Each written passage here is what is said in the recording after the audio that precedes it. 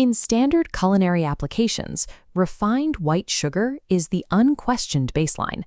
Within a baking matrix, it performs two predictable functions. It provides a stable source of sweetness and binds with water to maintain the structural integrity of the crumb.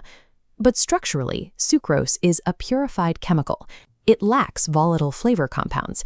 It delivers sweetness without aromatic depth, leaving a functional void in the sensory profile of the dish. Relying on refined sugar misses the opportunity to construct organoleptic depth at the molecular level. The chemically viable alternative is botanically derived honey.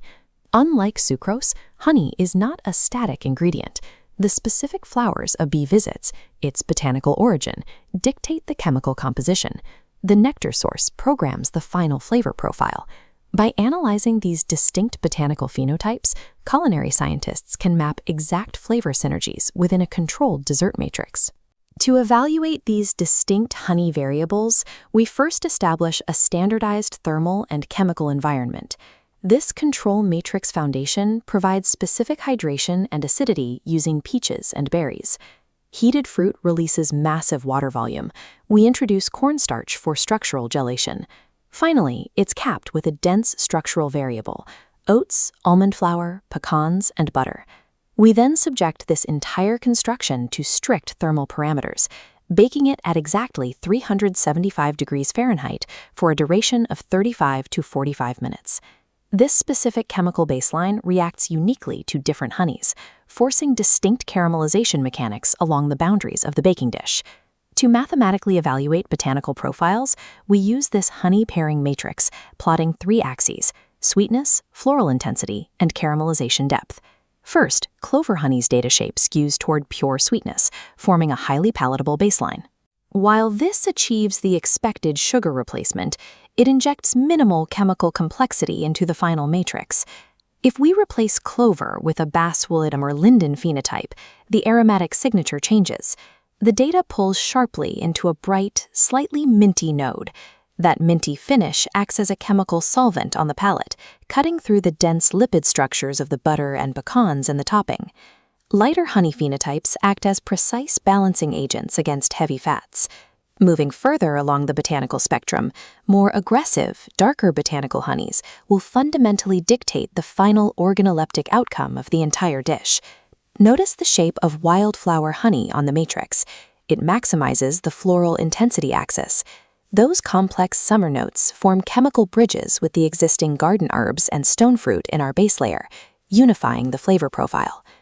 The most extreme structural altering agent we can introduce is buckwheat honey. Sweetness drops, while Maillard and caramelization depth max out. Buckwheat carries a rich molasses flavor that mimics the sensory perception of heavy caramelization, particularly around the bubbling edges of the fruit. These dark, complex phenotypes alter the perceived thermal development and depth of the bake. Beyond the oven, we also manage the thermal dynamics of a delicate fat infusion for the honey lavender whipped cream. The procedural parameters are rigid. We steep culinary lavender in heavy cream for exactly 5 minutes. This line graph tracks the heat application.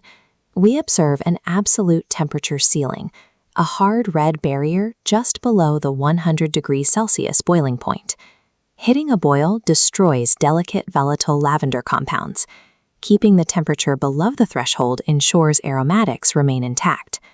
This precise thermal rule also applies to the honey. The raw honey is folded in only after the infused cream has completely cooled. Maintaining exact thermal control allows the successful transfer of fragile aromatic signatures into a fat matrix.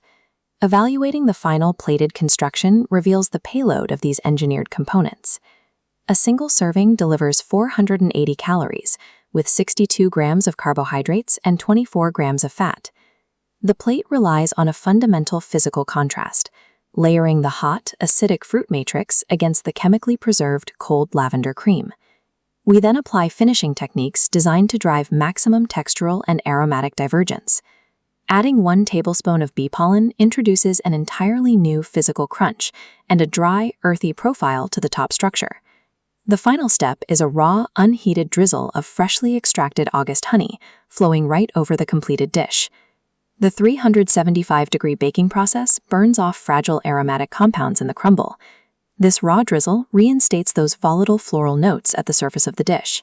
Treating honey as a dynamic, botanical driver allows for a controlled orchestration of the entire sensory experience.